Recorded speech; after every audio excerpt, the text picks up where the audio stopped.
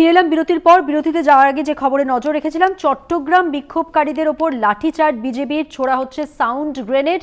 চিন্ময় প্রভুর জামিন মঞ্জুর করেনি চট্টগ্রাম আদালত, যার জেরে বিক্ষোভকারীরা এই বিক্ষোভ দেখাচ্ছেন। উত্তপ্ত চট্টগ্রামের পরিস্থিতির ছবি আপনাদের দেখাচ্ছি। লাঠিচার্জ বিজেপির, ছোড়া হচ্ছে সাউন্ড গ্রেনেড। আরো বিস্তারিত জানাচ্ছেন, আমাদের সঙ্গে টেলিফোন লাইনে রয়েছেন আমাদের প্রতিনিধি অঙ্কুর ভট্টাচার্য।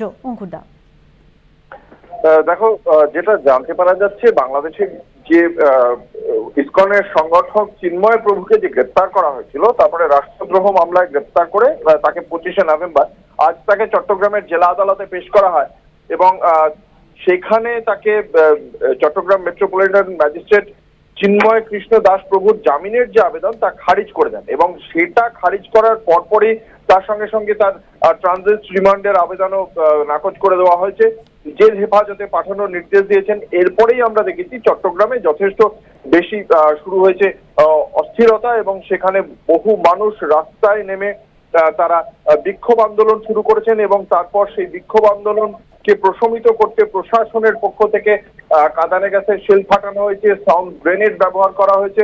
সব মিলিয়ে চট্টগ্রামে এবং ঢাকাতেও খানিকটা হিন্দুদের বিক্ষোভে যথেষ্ট উত্তাল হয়েছে। গতকালই ঢাকা বিমানবন্দর থেকে গ্রেপ্তার করা হয়েছিল চিন্ময় কৃষ্ণ দাস প্রভুকে এবং এই ঘটনার পর থেকে যথেষ্ট উত্তাল হয়ে রয়েছে বাংলাদেশ। হাসিনা সরকারের পতনের পর থেকেই এই সংখ্যালঘু হিন্দুদের ওপর অত্যাচার হয়েছে বলে অভিযোগ উঠেছিল। এই পরিস্থিতিতেই সংখ্যালঘু হিন্দুদের মধ্যে একটা মানসিক দৃঢ়তা সঞ্চার করার কাজ করছিলেন চিন্ময় কৃষ্ণ দাস ব্রহ্মচারী এবং তার মন্তব্য সাম্প্রতিক অতীতে ভাইরালও হয়েছে সে দেশে। এবং সেখানেই আজকে যখন তার জামিনের আবেদন নাকচ হয়ে গিয়েছে এবং তাকে জেলে পাঠাতে বলা হয়েছে, তবে তার জন্য হিন্দু সম্প্রদায়ের জন্য যে খাবার দাবার তা যাতে তিনি পান, তিনি যে ধরনের খাবার খেতে চান তা যাতে তিনি পান, সেটা নিশ্চিত করার জন্য নির্দেশ দেওয়া হয়েছে আদালতের পক্ষ থেকে।